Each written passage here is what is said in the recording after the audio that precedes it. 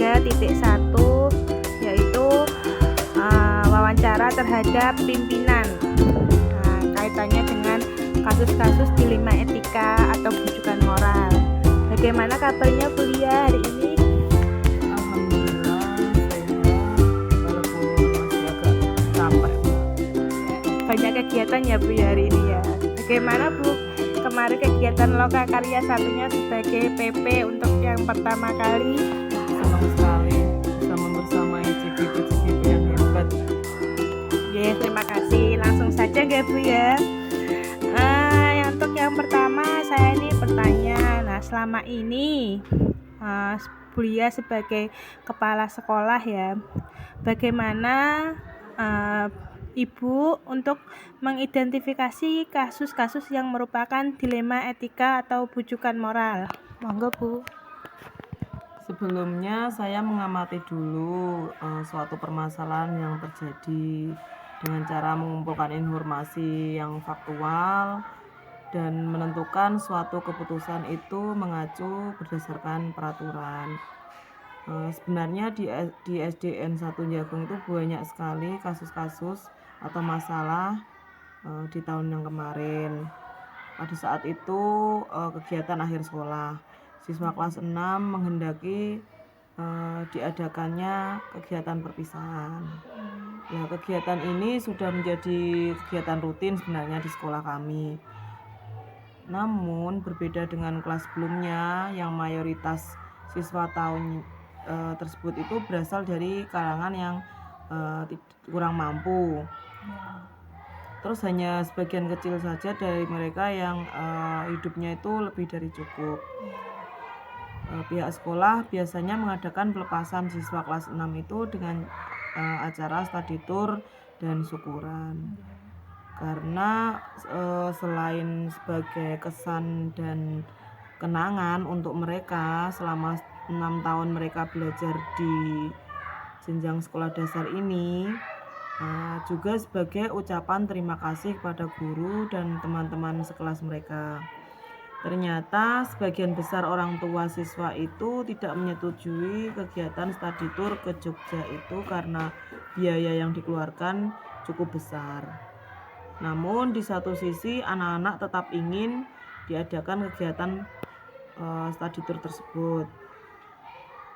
Dan di sisi lain orang tua keberatan dengan biaya yang tidak sedikit. Dan akhirnya sebagian orang tua siswa itu memilih tidak mengikuti kegiatan tersebut.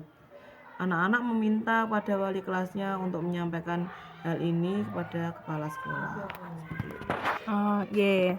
Berarti selama ini Ibu juga sudah pernah menjalankan pengambilan keputusan di sekolah nggih, terutama untuk kasus-kasus di mana ada dua kepentingan yang sama-sama benar atau sama-sama mengandung nilai kebajikan. Nah, untuk ini bagaimana menyikapi kasus yang tadi Bu? Monggo. Dalam pengambilan keputusan itu harus selalu dikembalikan semuanya pada peraturan yang sudah ada.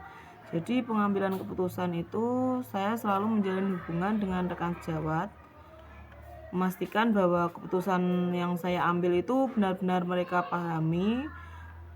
Karena apa? Karena selalu ada alasan di balik suatu kejadian tersebut. Tapi menurut saya kasus ini masuk dalam dilema etika karena tidak merupakan suatu kesalahan apabila salah satu program dari sekolah itu tidak dilaksanakan. Namun kasihan juga apabila anak-anak itu tidak diberi kesempatan untuk kegiatan pelepasan juga seperti kakak-kakak kelas yang dulu mereka sudah lulus. Dan itu ada dua nilai kemanusiaan yang bertentangan dalam kasus ini, yaitu paradigma individu lawan masyarakat. Bila memaksa murid untuk wajib melaksanakan study tour ke Jogja, maka hal tersebut akan menuai protes dari orang tua murid. Tapi program sekolah itu harus tetap berjalan. Namun bila menuruti kehendak dari orang tua itu, yang sebagian besar tidak mengizinkan putra-putrinya untuk ikut, tentunya ada rasa kasihan juga kepada anak-anak tersebut. Oh iya, begitu ya Bu ya. Terus saya ingin tahu Bu, langkah-langkah atau prosedur seperti apa yang Ibu lakukan selama ini untuk yang kasus tersebut Bu? Biasanya yang pertama itu saya akan mencari informasi terlebih dahulu. Dengan cara saya akan datang ke lapangan, turun langsung untuk wawancara dari berbagai pihak. Lalu setelah itu saya akan menganalisis untuk diambil keputusan yang terbaik. Sebelum mengambil keputusan, saya akan mempertimbangkan berbagai cara agar program sekolah itu tetap berjalan, namun orang tua murid juga bisa menyetujui, dan dengan senang hati maka melaksanakan program tersebut. Akhirnya beliau menerapkan prinsip pengambilan keputusan berbasis akhir. Akhirnya saya menerapkan prinsip pengambilan keputusan berbasis akhir. Saya mengundang semua orang tua murid kelas 6 untuk membahas pelaksanaan program sekolah dengan meminta pendapat dari wali murid tentang bagaimana nanti solusi yang terbaik atas kasus ini. Dengan tujuan apa? Dengan tujuan anak-anak itu bisa melaksanakan study tour dan orang tua dengan senang hati tidak keberatan mengizinkan anak-anak untuk tetap ikut. Lalu bersama dengan guru kelas 6, saat itu kami memutuskan untuk yang tidak mengikuti study tour yang merupakan program dari sekolah itu untuk tetap membayar separuh dari harga yang dibayarkan. Karena apa? Mengingat kami sudah bekerja sama dengan biro. Akhirnya diperolehlah kesepakatan bahwa study tour itu tetap dilaksanakan walaupun ada 2 anak atau siswa yang akhirnya tidak mengikuti karena memang keadaan ekonominya yang tidak memungkinkan. Dengan konsekuensi mereka tetap membayar dari separuh harga tersebut. Oke. Kemudian kira-kira hal-hal apa saja ya Bu yang selama ini jenengan anggap efektif dalam pengambilan keputusan pada kasus-kasus dilema etika? Kalau menurut saya merasa suatu pengambilan keputusan itu dikatakan efektif apabila dilakukan dengan spontan atau spontanitas. Itu tergantung dari objek permasalahan yang terjadi di lapangan. Pertama, saya akan mengobrol dengan tim manajemen sekolah, dengan jajaran guru-guru senior, didengar pendapatnya supaya nanti ada keputusan bersama. Nah, selanjutnya kira-kira hal-hal apa saja yang selama ini yang merupakan tantangan dalam pengambilan keputusan pada kasus-kasus dilema etika yang sudah Ibu lakukan?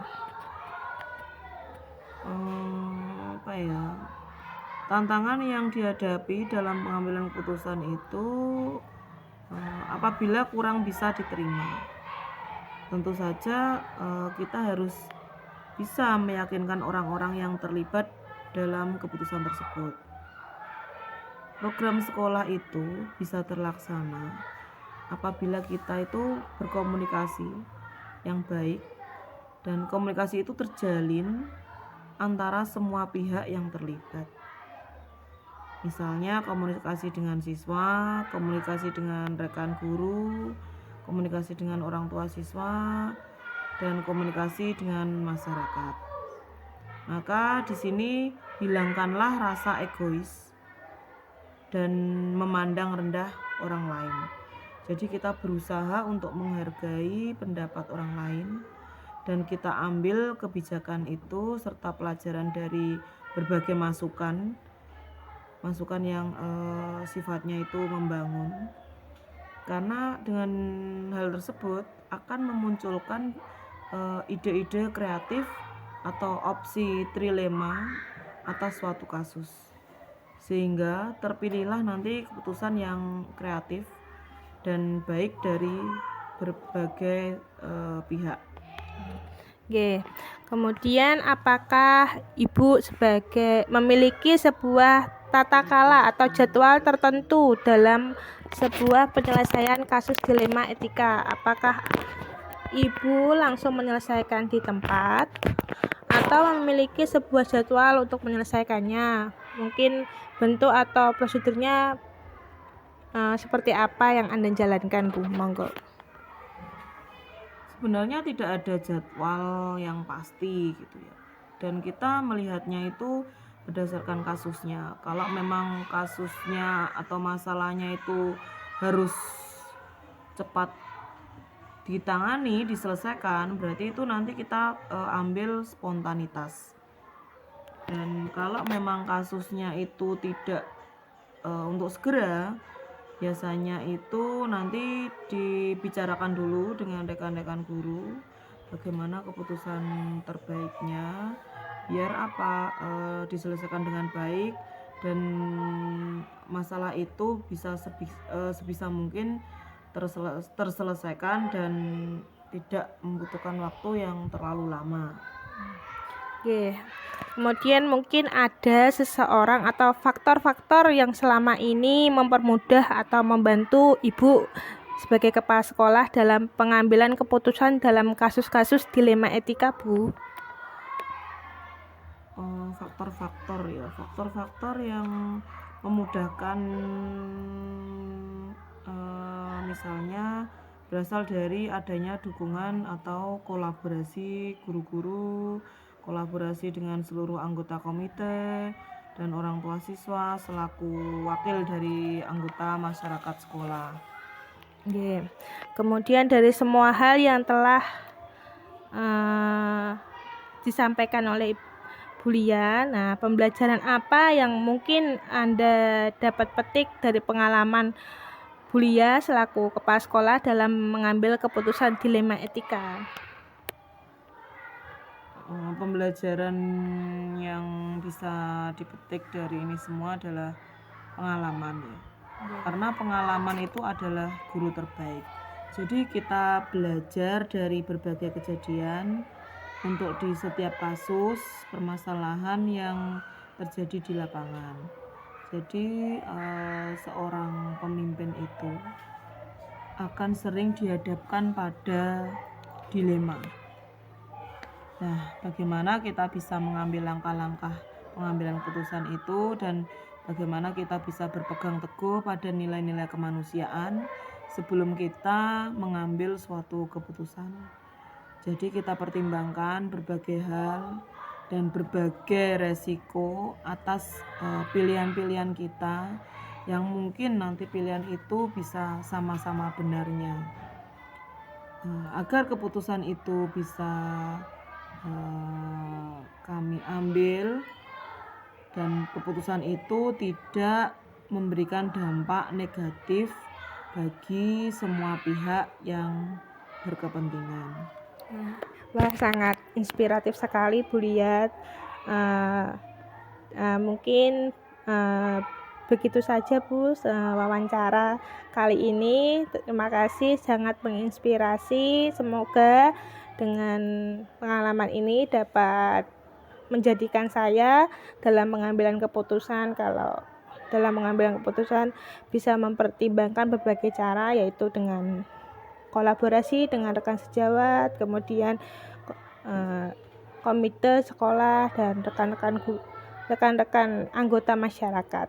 Yang pasti itu harus berpegang pada nilai-nilai kemanusiaan. Jadi kita lihat resiko terbesar yang mungkin dihadapi kalau kita mengambil keputusan. Jadi harus mempertimbangkan itu semua. Terima kasih atas waktunya Bu Lia. Sama-sama. Semoga berkah barokah. Ya, assalamualaikum warahmatullahi wabarakatuh. Waalaikumsalam warahmatullahi wabarakatuh.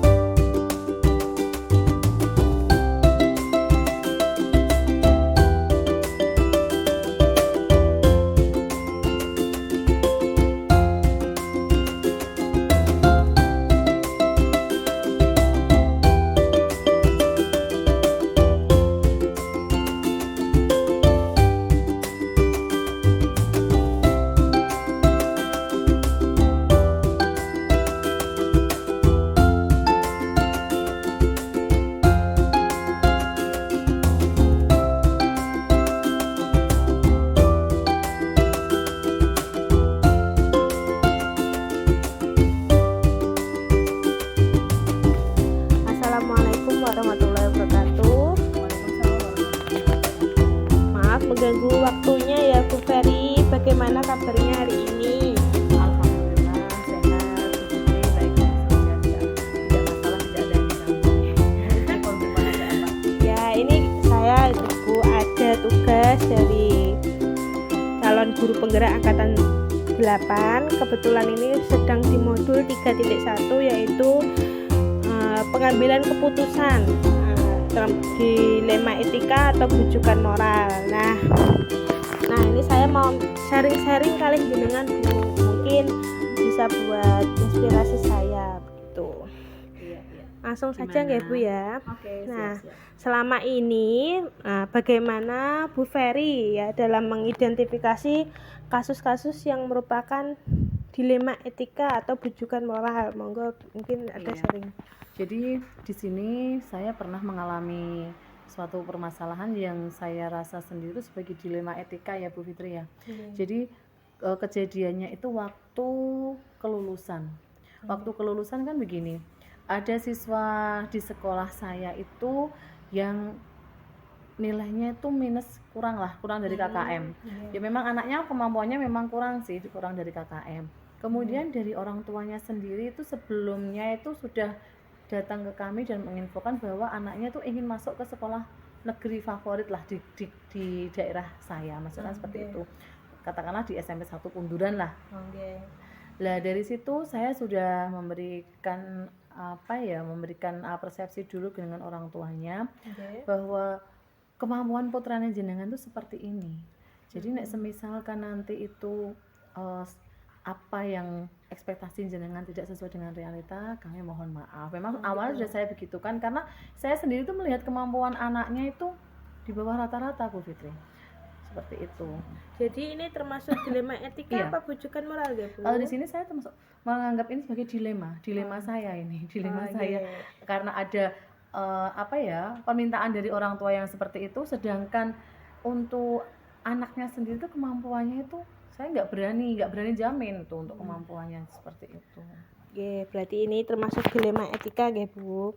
Nah selanjutnya selama ini yang kasus tadi ya Bu, bagaimana untuk Bu Ferry menjalankan pengambilan keputusan di sekolah, terutama untuk kasus-kasus yang dimana ada dua kepentingan yang sama-sama benar atau sama-sama mengandung nilai kebajikan. Iya, jadi di sini itu kan kalau sesuai dengan paradigma itu ya, saya itu mengambil yang jangka pendek mau melawan jangka panjang ini. Jangka pendeknya apa? Jangka pendeknya kan kita nanti semisal kita memberikan nilai sesuai dengan permintaan itu, nanti saya takutnya efeknya juga nanti akan panjang. Gimana nanti anak di sekolahan itu nanti akan mengikutinya? Apakah dia bisa mengikuti di sekolah lanjutannya nanti kalau kemampuannya seperti itu? Saya memikirkannya ke situ Bu Fitri. Jadi saya takut nanti semisalnya saya meloloskan apa yang sesuai dengan permintaan orang tua, terus nanti ternyata hasilnya tidak seperti ekspektasi saya, itu nanti malah saya sendiri yang merasa tidak srek kurang srek di hati gitu. Padahal kan memang awalnya itu untuk kita komunikasi dulu. Ternyata setelah kita melihat hasilnya nilai rapor dari kelas, karena yang digunakan untuk penilaian kan otomatis sekolah saya kan ada di desa ya, jauh dari SMP 1 Kunduran. Tidak jadi masuk zona. iya, kita kan nggak bisa masuk zonasi. Otomatis kita hanya ada alternatif mengikuti orang tua, PKH atau PIP ya, dan prestasi. Nah, sedangkan dari dua sisi yang lain, dari PKH dan mengikuti orang tua, tidak ada peluang untuk ke sana. Kemudian yang terakhir adalah prestasi. Sedangkan untuk prestasinya sendiri, kemarin anaknya juga seperti dugaan saya, memang dari nilai kelas 4, 5, 6, karena yang digunakan kan mulai dari kelas 4 ya Bu Fitri ya. Itu nggak mumpuni. Ya dari gurunya sendiri sebenarnya sudah melakukan memberikan les tambahan, sudah memberikan materi-materi yang bisa mendongkrak nilai anak, tapi alhasil juga nggak bisa maksimal gitu Bu Fitri. Selanjutnya mungkin Bu Ferry bisa sharing, langkah-langkah atau prosedur seperti apa yang Bu Ferry lakukan selama ini, monggo mungkin sharingnya. Iya. Jadi awalnya sih dengan beberapa bulan sebelum kelulusan ya kan, orang tuanya sudah datang ke sini dan memberikan mau minta tolong lah supaya anaknya nanti bagaimana bisa masuk ke sekolah favorit seperti itu. Terus pada akhirnya kan orang tua tadi saya beri masukan, kita akan mencoba Bu untuk kelas ini nanti kita memberikan tambahan nilai. Semisal nanti kalau memang putra penjenengan tidak mumpuni, ya kami mohon maaf, kami tidak bisa seperti itu, tidak bisa. Intinya kan dari awal sudah saya beritahu untuk orang tuanya. Setelah itu untuk langkah selanjutnya saya menghimbau atau mengajak guru-guru, terutama guru kelas 6 sendiri ya, untuk memberikan materi tambahan ke kelas, untuk memberikan kalau untuk mendongkrak nilai kan jelas nggak mungkin ya. Jadi kan bisanya kita kan memberikan materi tambahan ke anak, nanti mampu nggak anak itu untuk mengikutinya. Dan saya juga merasa kalau memang nanti anaknya nggak mampu, ya sudah, saya nggak bisa meloloskan permintaan dari orang tua tadi. Jadi langkah-langkahnya tadi yang pertama kan orang tua sudah sharing dengan saya sharing dengan mereka. Kemudian saya dengan guru-guru tadi membicarakan apa maksudnya apa ya, tadi ada orang tuanya si A seperti ini, kedatang ngobrolnya seperti ini, saya bicarakan dengan guru-guru, akhirnya mengambil sikap yang guru kelas 6 memberikan tambahan pelajaran untuk di kelasnya. Langkah-langkahnya seperti itu dari kami. Oke, terima kasih Bu Ferry. Nah, untuk selanjutnya kira-kira mungkin hal-hal apa saja yang selama ini Bu Ferry anggap efektif dalam pengambilan keputusan pada kasus-kasus yang tadi seperti kasus dilema etika, Bu? Jadi di sini yang hal-hal yang saya ambil ya, yang efektif ya itu tadi, saya pertama sharing dulu, kita sharing bagaimana ngobrol-ngobrol dengan satu sekolah lah, dengan ibarat dengan guru-guru, saya berbincang-bincang, misalnya saya nanti seperti ini, efeknya seperti ini, misalnya nanti seperti ini, efeknya seperti ini. Keputusan bersama. Iya, jadi menjadi keputusan bersama. Jadi kita tidak ada yang namanya sepihak ya di sini. Jadi untuk mengambil keputusan itu pun kita lakukan dengan cara seperti tadi itu.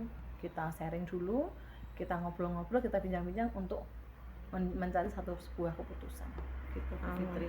Oke. Kemudian selanjutnya mungkin ada hal-hal yang selama ini merupakan tantangan Bu dalam pengambilan keputusan, terutama kasus-kasus dilema etika. Tantangan tuh yang jelas pasti ada ya Bu Fitri. Kadang yang namanya dengan beberapa kepala dan pemikiran yang berbeda, itu juga kita banyak menuai pro dan kontra. Ya. Jadi untuk mengatasi pro dan kontra itu tadi, ya itu tadi jalan penyelesaiannya kita temukan, kita sharing, kita komunikasi. Menghargai pendapat. Iya, kita menghargai pendapat. Misalnya nanti ada si A berpendapat seperti ini, kita tampung. Si B seperti ini, kita tampung. Setelah itu nanti kita bahas bersama. Ambil kebijakan bersama. Ambil kebijakan bersama. Biar tidak terjadi kesenjangan dalam hati. Itu yang penting kan kita sama-sama puas dengan apa yang sudah diputuskan. Ya, kalau sudah menjadi keputusan bersama, ya kita nanti mau nggak mau ya harus melaksanakan, kan seperti itu. Terima kasih Bu Ferry. Selanjutnya mungkin Bu Ferry punya sebuah jadwal tertentu dalam sebuah penyelesaian kasus dilema etika. Apakah Bu Ferry langsung menyelesaikan di tempat atau mungkin memiliki sebuah jadwal untuk menyelesaikannya? Mungkin bisa diceritakan Bu bentuk dan prosedurnya seperti apa? Jadi untuk penyelesaian kasus itu tergantung situasi dan kondisi ya Bu Fitri ya. Jadi kalau semisal memang itu benar-benar urgent, benar-benar itu mendesak, ya segera kita eksekusi. Tapi seandainya memang itu butuh proses, ya kita lakukan prosesnya secara bertahap. Kan nggak mungkin kalau ada sebuah proses kita langsung instan di situ selesai, kan nggak mungkin. Jadi kalau benar-benar urgent, katakanlah misalnya ada anak yang jatuh atau apa, kan itu urgent. Ya, jadi kita harus segera mengambil tindakan. Tapi seandainya itu nanti ada yang perlu disepakati bersama, kita lihat situasi dan kondisinya, kita sharing dulu, kita bicarakan bersama dulu. Nah, itu langkah-langkah. Biasanya saya ngambilnya seperti itu, Bu Fitri. Tergantung masalahnya nggih Bu ya. Tergantung masalahnya, jadi situasional. Mungkin dari Bu Ferry, adakah seseorang atau faktor-faktor yang mungkin ini mempermudah atau membantu Bu Ferry dalam pengambilan keputusan, terutama yang kasus-kasus dilema etika, Bu? Iya, terutama kita tuh butuh dukungan terutama dari rekan sejawat, dari teman guru. Kolaborasi, kita kolaborasi di sini. Dari rekan sejawat, teman guru, kita sharing. Tadi yang sudah saya sampaikan tadi, Kalau kita sharing, kita komunikasi, itu nanti yang bisa kita gunakan untuk acuan begitu. Oke. Terus selanjutnya dari semua hal yang Bu Ferry sampaikan tadi ya, pembelajaran apa yang mungkin dari Bu Ferry yang dapat dipetik untuk pengambilan keputusan dilema etika, Bu? Iya. Jadi di sini untuk sebuah pengambilan itu kita harus bijak ya Bu Fitri ya. Ya. Tidak bisa kita instan. Kita harus berpikir panjang untuk efek ke belakangnya apa. Kita harus benar-benar nanti pengkondisiannya itu nanti seperti apa agar tidak merugikan sebelah pihak. Jadi sama-sama kita nanti bisa menerima hasil keputusan kita, hasil kebijakan kita bisa diterima semua orang. Itu yang utama. Oke. Mungkin itu saja Bu Ferry, terima kasih, sangat inspiratif sekali. Terima kasih Bu Ferry. Mungkin bisa menjadikan pengalaman saya yang nantinya dalam pengambilan keputusan dilema etika. Terima kasih ya Bu Ferry ya. Sama-sama Maaf ya. mengganggu waktunya. Tidak apa-apa, santai saja. Sehat selalu Bu Ferry. Terima kasih ya. Assalamualaikum warahmatullahi wabarakatuh. Waalaikumsalam warahmatullahi wabarakatuh.